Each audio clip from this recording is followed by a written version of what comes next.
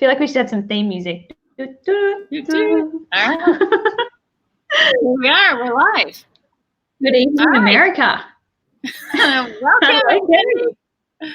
We are so glad you're here. Whether you're watching this live or watching it later on recording, we're just happy that you're here.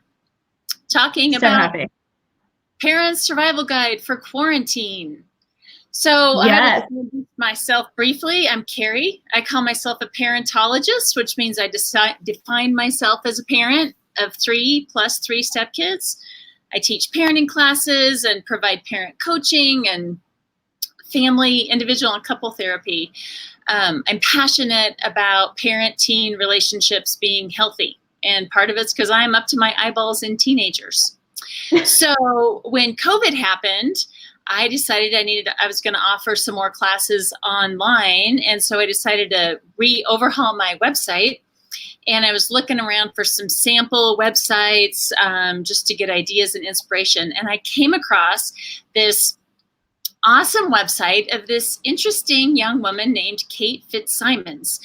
And she's a teen resilience specialist. And I was like, wow, she has a great website. And so first I was looking at her website, and then I'm like, wow, she's a great person. Like, she's passionate about helping teens, and she talks about resilience, and she's been through pain. And so she's learned and grown.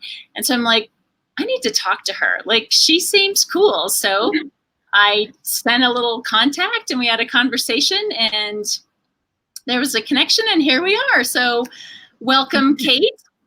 Thank you. Thank you so much. Thank you to the wide world web as well, bringing us together. It's pretty amazing.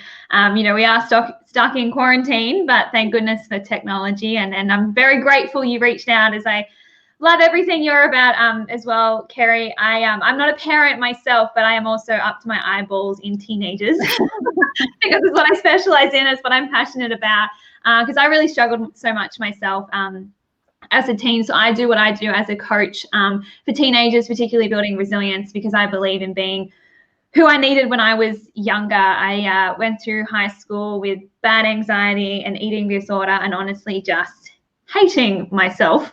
And I really had a big wake-up call at 20 years old when my beautiful big sister, who I just idolized all my life, was tragically killed in an accident overseas. And it was really hitting that rock bottom that sent me on this journey to figure out how to rebuild my life, and most especially rebuild my self-esteem and my own resilience. And then through knowing that I was capable of doing it, I know every other teen out there can as well. And, with mental health and their ability to deal with the tough stuff in life really kind of at an all-time low at the moment. I'm so passionate about putting my tools and my work and my beliefs and everything out there in the hands of teenagers. And so that's why I go and travel around and speak at high schools in Australia and America, and also do online coaching for teenagers. And so that's how we've kind of come together for our love of teens. They are very challenging, but also amazing creatures. So we love them dearly.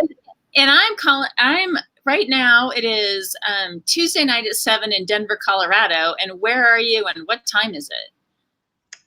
I am from the land down under, so I'm in Australia, in Sydney, and it's 11 a.m. So I am living in the future right now. I have a boyfriend who lives in New Jersey, so I'm always joking that he's behind the times and he needs to catch up with me. But the crazy thing is I can fly to America and land in LA before I've even like 10:30 in the morning, and it'd be 7:30 a.m. in the morning there. Like, I travel back in time. So it's a pretty big mind trip when you think about it. But that international dateline is kind of crazy. Right. Yeah. Well, so today our main topic is about how to better connect with your teen during quarantine. And as we know, families are struggling with so much right now, and especially with teens not being able to see their friends, because this is just not natural for them to not be able to get together with friends. There's no graduation. That has been the saddest part for me, as I have 2 seniors, and for them to not get to do all that spring stuff, graduation, prom, is sad. So, just feeling more emotional, perhaps having a few more meltdowns than usual. And it's just hard for us as parents to see them struggle, because teenagers' task, their developmental task, to individuate from their parents as they get ready to launch. So Kate and I wanted to get this together and just talk about what can we do to support them through this process, through this quarantine, support them and keep ourselves sane. Absolutely. So speaking of that, Kerry, how is it being with in quarantine with so many teenagers? Well, I have teenagers up to my eyeballs. I'm quarantined with a variety of 6 of them, coming and going with my stepkids and my college kids. 3 are in college and 3 are in high school. And in the first week or so, I just kept referring to this as being trapped with teens. So I am living it. One of the things that I'm seeing in my work is parents talking about frustration with their kids being behind closed doors and not coming out. So I thought I would just talk a little bit about how to handle that, maybe some tips for parents. So one of my thoughts about it is that I think it's normal for kids to be behind closed doors a lot, even when we're not in a pandemic. And now I think it's just exacerbated because this is hard. This is painful. There is so much loss. And so one of the ways that I think they know how to handle it is to hole up in their room. And it's a way that they stay connected to their friends. I mean, I think a lot of the time they're back there or they're in their rooms, texting and talking to their friends. Yeah. And one of the things, hold on, sorry. I remember I've worked with a number of parents who were frustrated about their teenagers. And then one time I was working with an 18-year-old boy, and he wrote this poem about the closed door. And it was so touching because he talked about how his mom was so irritated that he was always behind his closed door. And then when he would come out, she would be like, oh, well, you've decided to make an appearance. And his poem was about how, don't you realize that when I step out of that door, like it takes a lot of confidence and courage and dealing with my anxiety to come out and see you and face the world. And then when you comment like that, it's worse. And in this poem, he wrote so beautifully, like, why don't you just knock? Why don't you come in? And so I think one of my tips for parents for connecting with teenagers, if they're closing their door a lot, is to knock on the door, to stick your head in. And when you stick your head in, say hello and smile. And I'm telling you, do not look around. Do not look at all the dishes. Do not look at all the glasses and the empty bags of chips and how disgusting their room smells. Like, don't comment. It's just like zip the lip and just check in. Hey, how are you? Bring them a cup of tea. I have mostly boys, 5 boys and 1 girl, and food goes a long way toward goodwill.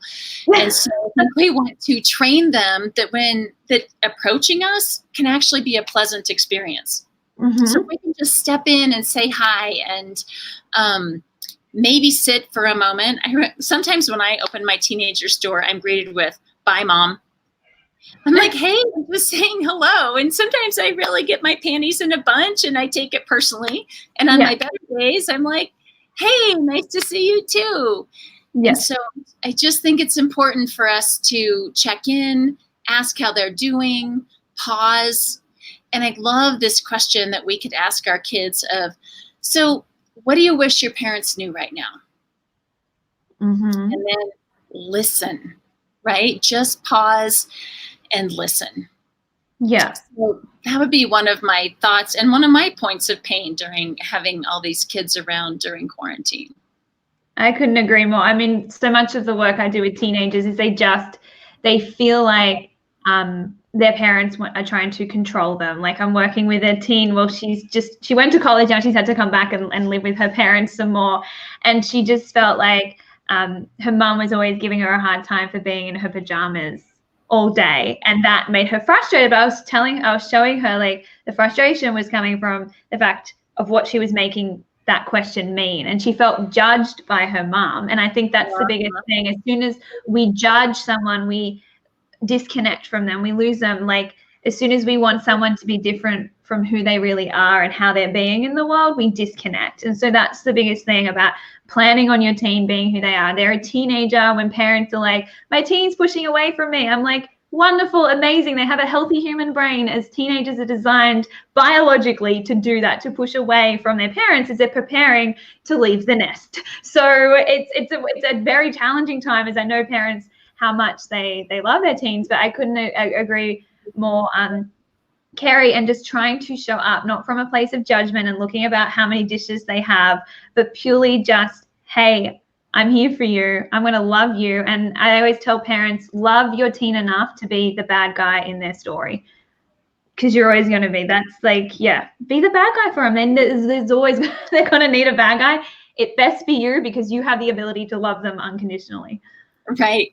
And this whole thing about them, the rejection and them pushing away, is really something that nobody told me about parenting teenagers. And when my kids were little, they adored me and it was fun. Like, for the first time in my life, I felt popular, kind of afraid, sad to admit that. But then, like, it was great because but if an 18-year-old loves his mommy as much when he's 18 as when he does when he's 3, what that he did when he was 3, he's never going to leave the house. Yeah. They have to decide that this nest is so itchy and so scratchy that they would rather fling themselves out of it than stay in the nest. So we need that. And I have this quote that I love. I just pulled it up. It says, when your children are teenagers, it's important to have a dog in the house, so someone is happy to see you. I love that. So, because it's, like, if you walk in, you see your beloved child that you have poured your heart and soul into for 13, 18, however many years, and they're like, bye, mom. It doesn't feel good. So it's a good time to have a dog. And then in that sort of response, I have another quote about the hardest part about raising teenagers is trying to respond to their behaviors like an adult. And that's the rub, right? And you probably see that, Kate, in some of your work where teenagers are complaining about their parents, and parents complain about their teenagers. And so much of it is about the parents end up acting like teenagers. Yes. And I mean, a lot of my work is like, it was great, the work I did with this college girl in response to the pajama thing, and something that really infuriated her. I kind of showed her that, because she's like, they treat me like a child, they're trying to control me. So that thought, of course, caused her to feel frustrated and annoyed towards her mum. And then they end up in more kind of arguments and tension. And then as a result, she is acting more like a child. There is that more need for that more tension and collision. So I was like, what if we just get curious about the way we're looking at why mum's asking that, and who she's being and who she shouldn't be, and all of that. And we ended up in total laughter together, because I was like, what if you're like, yeah, mum, you're missing out on the pajama party. Like, I was like, there's only one thing I want to be when I'm at home all day, and that's comfortable. I'm rocking these PJs. You're missing out on the See, totally different thoughts and interpretation. And so it's not saying you have to feel, so happy and excited, like, oh, mum's asking me another question. But I was like, we can almost be amused or curious or fascinated, or just accepting that that's something they're going to ask, rather than being like, she shouldn't and she always does. I'm like, I can't believe mum's asking me again. I'm like, what do you mean you can't believe it? She asked it. Plan on it. I can't believe my teen's shutting the door on me again. It's what they do. It's who they're being. It's who they are right now. And you resisting that and trying to change that isn't helping. And so maybe even it might be helpful for parents to also try on, rather than trying to show up from your team from that desperate neediness for them to be different or feeling frustrated at who they're being, even just relaxing a little bit more into like amused by like, isn't it fascinating or funny? Like, teenagers are okay at sitting in this closed up room filled with bowls and it's smelling and all that. They just don't care. Like, they're just happy doing that. Like, it's a little bit funny, like, right? Like, what, like, teenagers are like, you kind of lean in like a science experiment. Like, what is it? Like, there might be something growing in there, like a science experiment for what we know. But you know what I mean? Like, trying on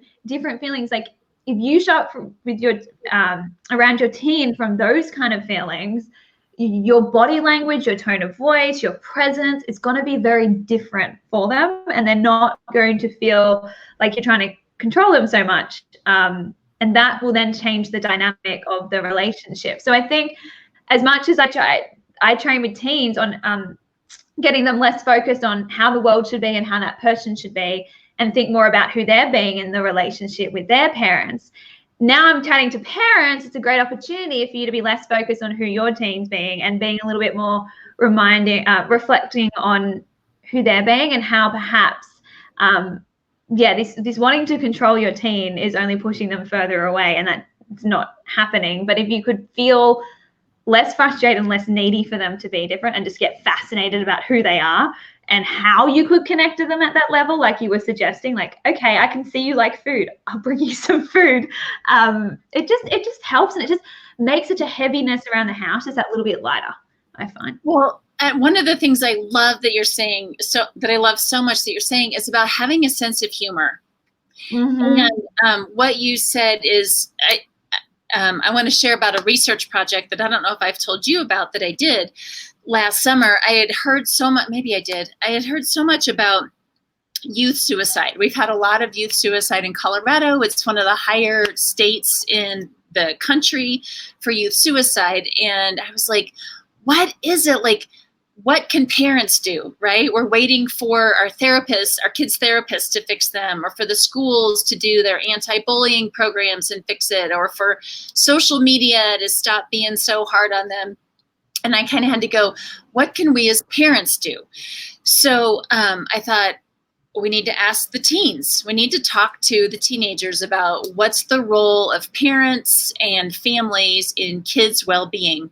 So I got together this team of high school and college kids, and we did this research project called Bridge the Gap. But one of the biggest things we asked kids was, what do you wish your parents knew? And so there were lots of conversations, and hundreds of people were surveyed.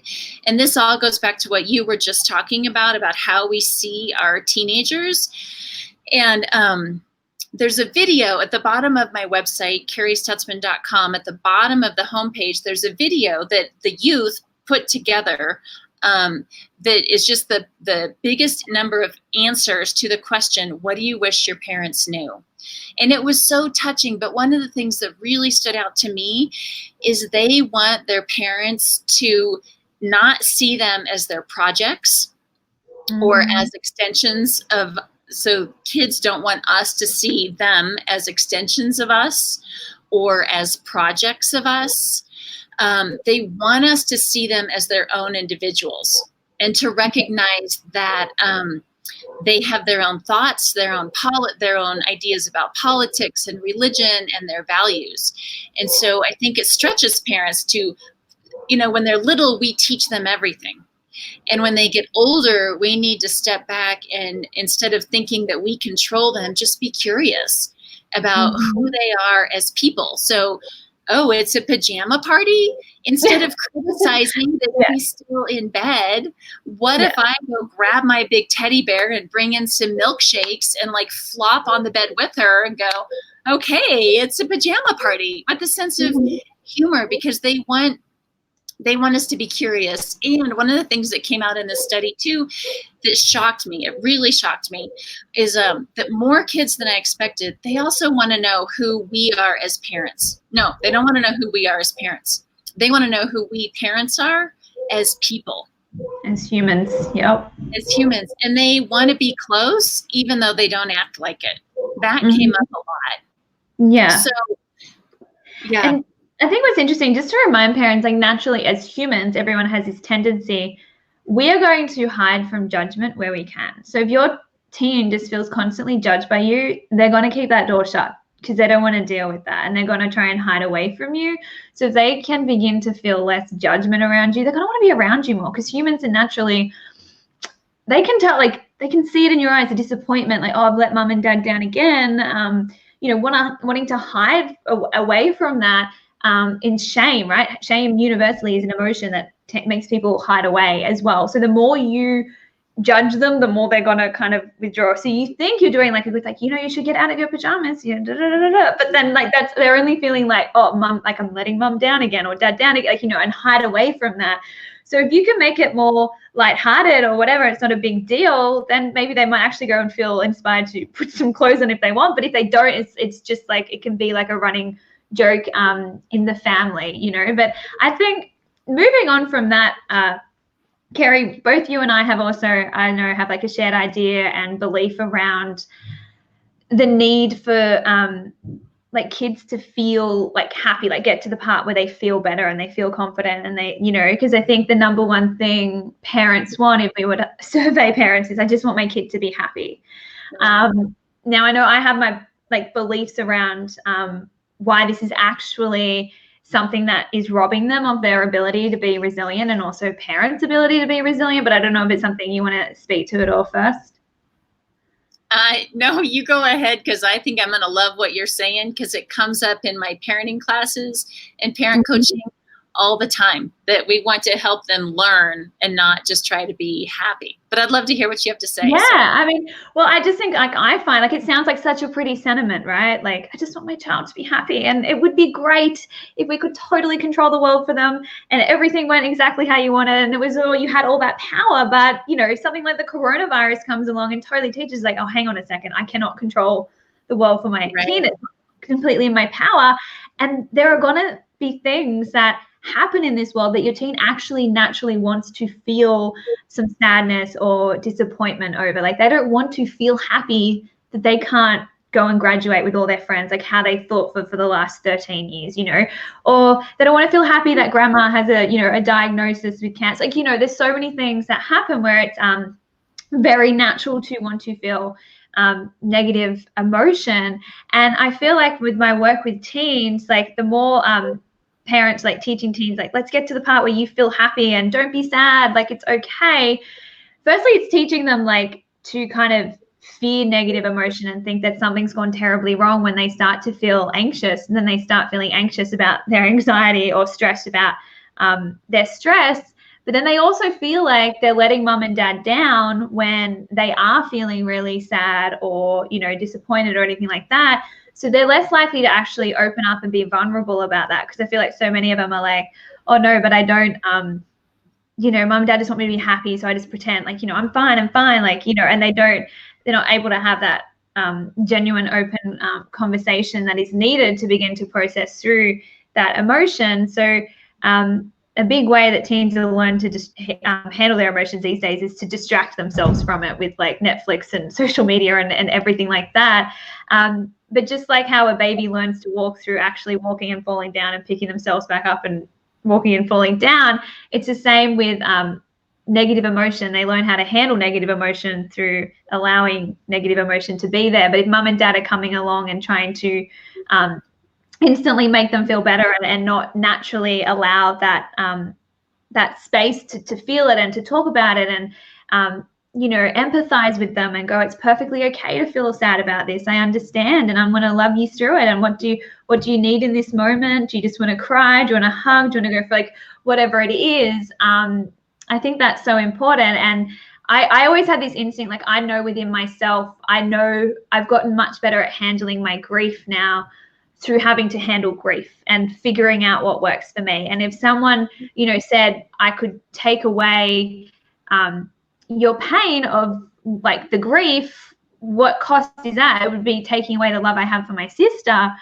And the same goes for like the teens. We could be like, okay, we can make you feel happy about not getting to graduate with your friends, but that probably means we have to take away you caring about your friends. Like there is the 50-50 and the contrast that makes for the whole human experience. And I was like, I know there's got to be research. And I recently found through the University of Buffalo and I think it was California, they found that children need adversity in their life to build resilience, because without it, that ability to learn how to manage their stress and emotion goes undeveloped, because it's a skill that takes practice. And so a lot of parents, like my teens, don't know how to handle their emotions, but it's like, how many times have you kind of allowed them to feel that way and to learn how to manage them, rather than just trying to always, I guess, you know, save the day for them. So before I pass it to you, Kerry, there is an analogy I like to pass along to all parents that tends to help, because I understand how much you love your kiddies and how much that their pain is like your pain when you see them struggling. And I know the temptation is to just come along and to make the path forward as easy as possible for them, and to put as many rules in place so they never have to fail or never have to be offended or never have to miss out on anything. But I like to think of it like this. Have you ever seen a chicken hatch out of its egg, Kerry, like a chick hatch? I've had incubators and have hatched many batches of chickens. So yes. There you go. Okay. So I've heard like what's a chick kind of getting out of its shell is not such a pretty sight. Is that so? Well, and it takes a very long time. It's a slow process. Mm-hmm. Okay, so it's pretty awkward and it's slow, right? Okay, great. I'm glad I've spoken to a chick hatcher, so I know this is actually true. But and the temptation could be, of course, or like even for you, could be to just go along and let's like crack the egg open for it and just go, come on, out you go. But they've found it's through the actual struggle of it trying to get out of its shell that it develops so much of its strength that it needs to actually survive outside the shell on its own. And so I feel like the same goes with our teens. It's through this struggle, it's through missing out on things like graduation and things like that, that they're learning how to handle disappointment. They're learning all these things that is preparing them for that next stage of their life. Because guess what? They're going to go for a job interview and they're not going to get it. And then they're going to need to know how to handle disappointment.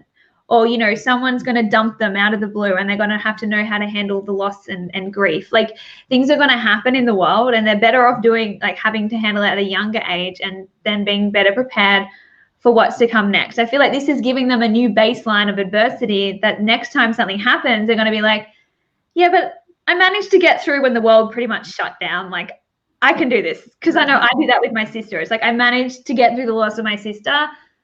Come at me world with what comes next. And I feel like we just have to delay that gratification of your teen being okay. It's okay that they're struggling now, because that develops their strength for what's to come next. Well, I love that. I love that you work with teens and have that perspective, because one of the things that nobody ever told me about parenting teens, I'm working on collecting a list of like things nobody told me. And one of them that I know is when babies are little, it's our job to go in and pick them up and rock them, bounce them, figure out what's wrong, right? Do they need to eat? Do they need to burp? Do they need a new diaper? Are they cold? Do they need to be rocked or bounced? And once they're content, once an infant is content, then we've done our job.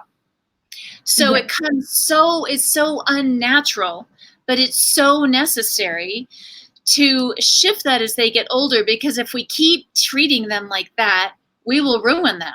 Even by toddler years, we will ruin them. And so it's not natural for parents to let them be uncomfortable, because we spend years being trained, no matter how tired you are, no matter what you'd rather be doing, if that baby or that little person has a need, you go meet it and you're not done till they're happy. Then when they're teenagers, I mean, it's a hard shift to go, instead of wanting my kid to be happy all the time, to shift and be like, I want them to be emotionally healthy. Mm-hmm. And so in that, like we were talking earlier about the pajama party, having a sense of humor, there's also that place to go in and say, like, how are you?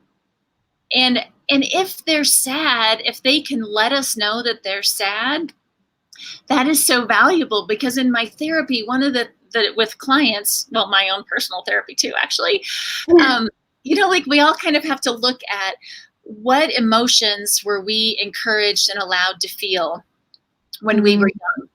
And so many of us were encouraged to feel happy and grateful. And but anger, like for some, anger was okay, but not for others. And for some, fear was okay, but not for others. So we kind of get trained.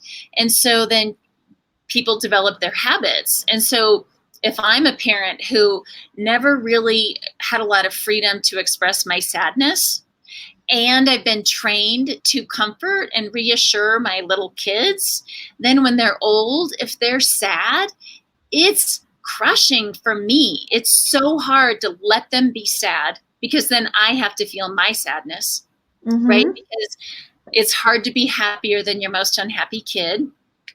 Healthy or not healthy, that's true. So we parents feel pain. And so in this, I think one of the things, my hope for families is that we create room to let our kids grieve their losses. Oh my gosh, Mm-hmm. I feel a lump in my throat because I've managed this quarantine pretty well, except for my 2 seniors who are missing prom and graduation and all the events. That's my sadness. And so it's important that I let them have their sadness as well, instead of just be like, oh, come on, let's look on the bright side and find positive. If we can see, and it's one of those things that just suck. Like, it is sad, but if they see you allowing yourself to cry and to feel and to be human, that will give them space. Oh, Mum's like actually sad about, it's okay for me to be sad about this too. And the thing is about emotions is there's a lot of key things. Like a big part of my coaching is teaching teens actually how to feel and process. And there is steps and things that we can take rather than trying to resist or react or avoid that emotion. So some key things I love to remind teens, and this might help for parents, like emotions, they are uncomfortable, but they are harmless. They don't hurt us. They're not going to physically cause damage. In fact, I like to teach teens, like, our bodies are designed to process emotion just like they're designed to process food. Your body knows what to do. Since the beginning of time, humans have dealt with terror, humiliation, grief. It's never, they're all healthy things. And it's all chemical vibrations going through your body, coming from your thinking. And you don't have to instantly change it. In fact, the best way through it is to feel it.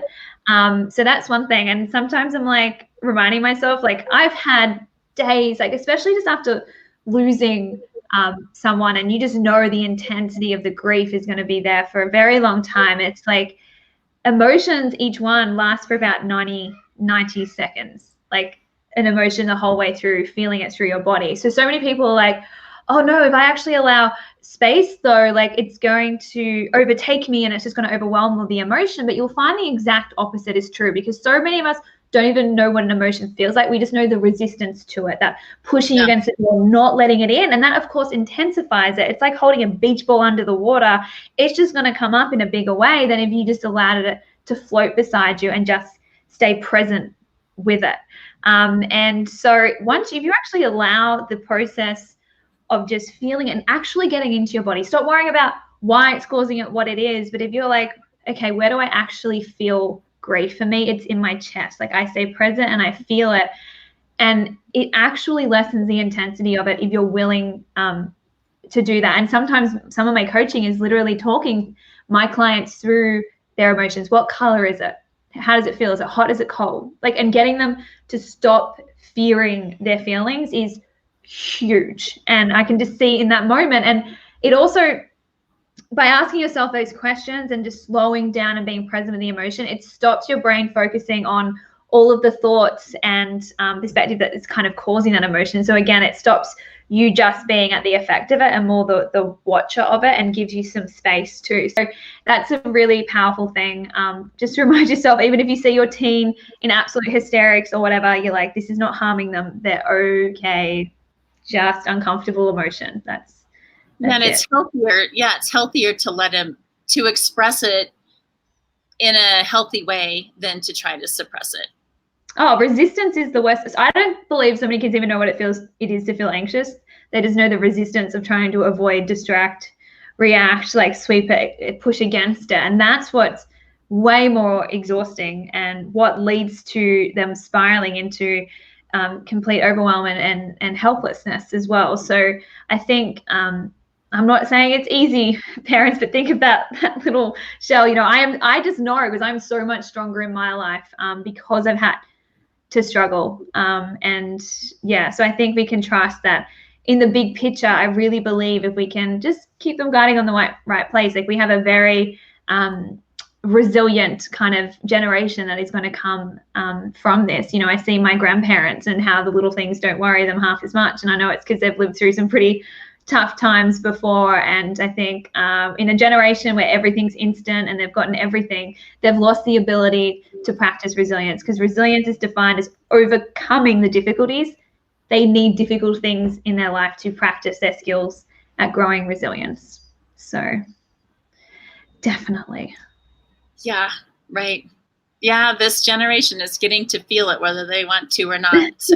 And one of the things about quarantining is that there's so much sadness, but there's also been some sweetness, like in being tucked in with my kids who normally would be out and off and doing all their gear stuff, to be able to tuck in a little bit and have some of these little more real and more tender conversations, just to acknowledge no one's ever done this before. And it's tough, but I teach like the 50-50. It's life. Like life is 50% hard and awful and painful and grief and loss and disappointment.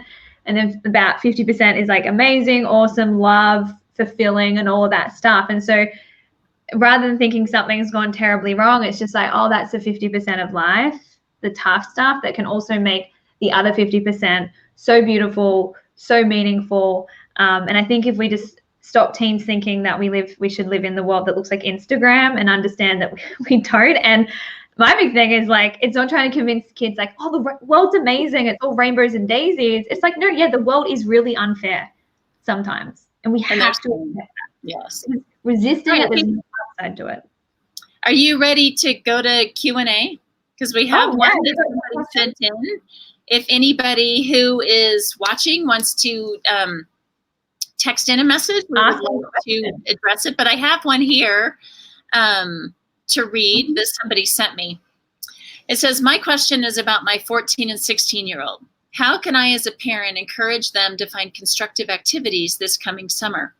With everything being canceled, including all of our travel plans, how can we as parents suggest they partake in activities that don't include a screen? And then she lists a bunch of ideas that she has, like paid chores, cooking dinner once a week, reading a book, making a movie, that sort of thing. She says, so you can see I have lots of ideas. My question is, how can I encourage participation when they'd rather play computer games?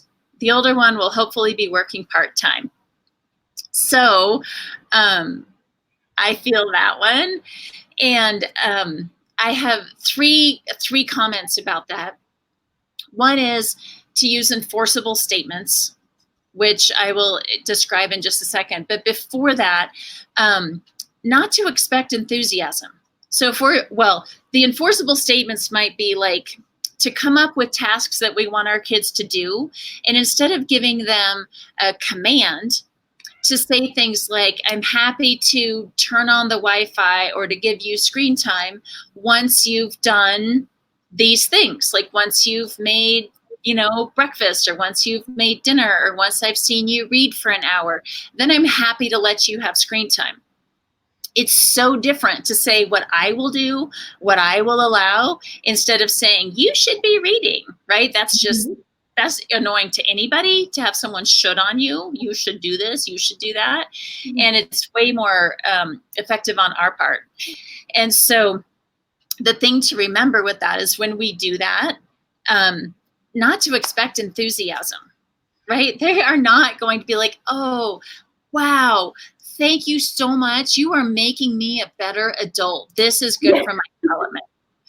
Yeah. We're not going to. So we have to acknowledge the developmental stage that they're pushing back against us, and we need to acknowledge their grief. It can narrow the bandwidth of what they have to do, and not give commands, and instead tell them what we'll let them do when they've done their great ideas. Another point number 2 is I think there's so much value in doing community service during this era, because we are so interconnected in this. If anything has come to our awareness, I think, is how much we're connected. And I love the idea of getting them involved in something. And that could be something like, you get this freedom as soon as we have gone and done this volunteer project. And there's a project here in Denver called projecthelping.org, And it's sort of like an Airbnb for voluntary service where you can look stuff up and go do a few hours here, a few hours there. And they have a bunch of projects that teenagers can do. So it's friendly to them. So whatever that sort of organization is in whatever communities people are in, but I know a lot of our viewers right now are in the Denver area, to practice giving back. And number 3 is to jump in with them, right? For whatever we're having them do. If they need to be making dinner or doing community service or doing a capstone project for the family, for family life that maybe they would have gotten if they were able to do the internship that they were going to do or go to the summer program, for wilderness or for sailing or whatever they were going to learn. They could do a capstone and we can jump in and do it with them. So yes, they would rather be with their friends. They probably thought this summer was going to be much more peer oriented. And it's not. And we're not even a close second, but we're at least there and we love them. And so if it's a project or going and volunteering, I just think we parents can jump in and do it side by side. So it can be a connecting way of encouraging them to do more of what we want. I think with parenting, it's so easy to think about giving a command and then figuring out what's the punishment or the negative experience they're going to have if they don't do it. And I would say it's more effective to think about, what do I want them to do? What would make my heart happy to see them do? And then how do I reward that or make it richer and sweeter? Yeah. And, I love that. And I think especially as she gave a few suggestions of what she could do and what she had in mind that they could do. I know the biggest thing with teens is they just want to feel like they're the ones in control and it's their choice to do it. So even if she had a list, hey, we're going to just do one, you can get the Wi-Fi, but there's one thing on this list you're going to do today, take a pick. You're at least giving them some freedom and autonomy to choose what that thing is. So they're not feeling so controlled and so told what they're going to do. Yeah. So if you have a longer list, let them choose that. I think what you said about them, don't expect you, allow your teen to feel frustrated whilst they do it, because so many of I was listening to the word, she's if I can encourage and all that, it's you can encourage all day long, but I think written in that, it's yeah, but how do I get them to do it in a way that they feel really happy and they're going to enjoy? That's beyond your control, right? You suggested all these things, and you just go and have a chat to your teen about it. But I think teens as well, something they so relate to, and I think my coaching so powerful is vulnerability. And I think as a parent, if you're willing to say I know this is crappy for you, but I really love you. And as a parent, this is a little bit exciting to have you around for a while. And I know I'm a dork and I know I'm not as cool. And this hurt, and just being but I care about it. Can we just make this a little bit of a thing? Even my mom, I'm at home with my parents at the moment. I'm 27 now. But I can see sometimes it's just how much my mom just wants, is asking because she cares in that. And I think when she lets me know oh, can I have some time with you? And it's just it's actually quite sweet, but I think it's got to come from that that place of you being vulnerable and going, I know I'm not cool as a parent right now, but I really love you. Can we do something together? Coming from that energy is a little kids are kind of oh, that's right, they're human and they really love me. They're not just trying to remote control me through life. So but I think the giving them a choice in any way that you can, or hey, here's project helping or whatever you mentioned, what resonates with you. And if they say, I don't know, what I just do as a coach, I'm yeah, but if you did know, what do you think it would be? That sometimes tricks them into an answer. Or I just say, take a guess, because a guess, often we're saying, I don't know, in fear we're wrong. But if you remove this has to be right or wrong, and just go, yeah, just take a guess. I do that all the time. And I always get, I don't know is the first answer. And then I just play around with them and suddenly they have all the answers. So, and I like to have fun with that as a mom, where if I get, I don't know, I can be excellent, I'll think of something. Yeah. And there's nothing like mom thinking of something to make them want to figure it out for themselves. Yeah, absolutely. And just one last mantra I like to pass along to parents. Teens coming to you and say, Mom, what if this happens? Dad, what if that happens? Blah, blah, blah, what are we going to do? All of that. My mantra in life and what I pass on to parents is, we'll figure it out. No matter what happens, we'll figure it out. If that happens, we'll figure it out, because we can't know for sure. We can't promise teens what the future is going to look like, when they're going to see their friends, when which college they're going to get into, what if they miss out now because they didn't get that certain grade. If that happens, we'll figure it out. I love that, because it reminds you don't have to have the answers now. You have to know and trust in your ability to figure it out, which you always can. Everything's okay in the end. If it's not okay, it's not the end. That's my mantra. Yeah, I love that. And and in those situations, I like to say also, well, we might have some uncomfortable feelings, and we'll feel them, and we'll get through it, and then we'll figure it out, but we'll do it together. Yeah. Just to name, comfortable emotion. Yeah, I love that. Okay, Kerry, so tell us more about where people can find you and everything like that. All righty. Well, thank you for that. I have my website. It is in progress. It's just about to be really cute, but it's not quite there. I don't know if cute's the right word, but carriestesman.com. And I do, I love working with parents of teenagers. I love working with parents of all sorts. I love doing family therapy. I call it family alchemy with teenagers, where there are conversations between parents and kids, where everybody really gets to feel seen and heard. And I also love to do parent coaching. That's more like behavioral stuff. But then one of the things that makes my heart happy is working with individual parents, because like all these things that we talked about tonight, they take reserves and resources inside of us, right? Like for us to act like grown-ups when our kids are acting like teenagers, it takes something in us, because we can get triggered. We can have emotions that we're not comfortable with. So I love doing all of that work. And one of my passions has been teaching parenting classes for little parents of little kids and teens. Right now, that's just not even a thing. So I am just cranking on getting some content onto the web. Some will be free, some will be classes that people can subscribe to, so that people can keep learning even while we're in quarantine. Because I think we're being asked to do so much more, be so much more resourceful as parents, because we have so much more contact with our kids. So if you want to join the community for Kate or me, Kate, I'll let you share how to reach you. Feel free to go to our websites and join the list, and we will keep you posted, because right now things are just fluid in there and new things coming up. So for you, where can we find you and what's coming up?